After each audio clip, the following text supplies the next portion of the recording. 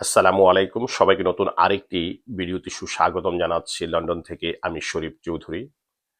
আজ কালবেলা একটি নিউজ করেছে, যেটি দেখে আপনি বিস্ময় হয়ে যাবেন। দুর্নীতির অনেক গল্প শুনেছেন, কিংবা দুর্নীতির অনেক বড় বড় মহারথীদের স্টোরি এখন চলে আসছে বিভিন্নভাবে পত্রিকার পাতায়। কিন্তু আপনি শুনলে অবাক হবেন।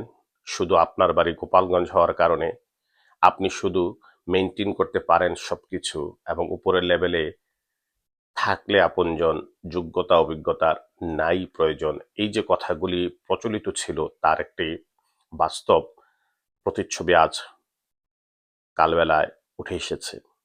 গোপালগঞ্জের সোহাগ ঢাকায় দক্ষিণ সিটি কর্পোরেশনের পরিচ্ছন্ন বিভাগের কাজ করতেন। একটি সরকারি জব সে মেনটেন করেছেন, পাশাপাশি সে গোপালগঞ্জের ডিসি অফিসেও সহায়ক পদে কর্মরত ছিলেন। বাংলাদেশে অসম্ভব বলে কিছু নেই, সব সম্ভবের দেশ বাংলাদেশ। এইভাবে দুর্নীতির গল্প আমরা শুনতে হবে, এরকমটা হয়তো কেউ চিন্তাও করি নাই।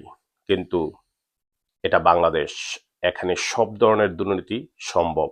একজন মানুষ বাড়ি গোপালগঞ্জ বলে সে সরকারি 2টি জব দীর্ঘদিন যাবৎ করে আসছে। এখন পরিবর্তিত পরিস্থিতিতে সে বাধ্য হয়ে ঢাকা দক্ষিণ সিটি কর্পোরেশনের পরিচ্ছন্ন বিভাগে যে জবটি করতেন সেই জবটি সে রিজাইন দিয়ে গোপালগঞ্জের জবে কন্টিনিউ করছেন ডিসি অফিসে। ভাবা যায়, চিন্তা করা যায় যে যেখানে লক্ষ লক্ষ কোটি কোটি বেকার বাংলাদেশে দাঁড়িয়ে আছে একটি জবের জন্য, সেখানে শুধু একটি বিশেষ এলাকার মানুষ সরকারি জব 2টি জব একসাথে মেনটেন করেছে দীর্ঘদিন যাবৎ। সামনের দিনগুলিতে যে আমরা আরো কি দেখব অথবা কি শুনবো, সেটা সময় বলে দিবে।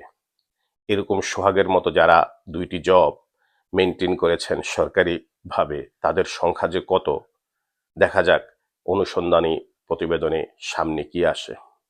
ভালো থাকুক প্রিয় বাংলাদেশ, ভালো থাকুন আপনারা সবাই। আল্লাহ হাফেজ।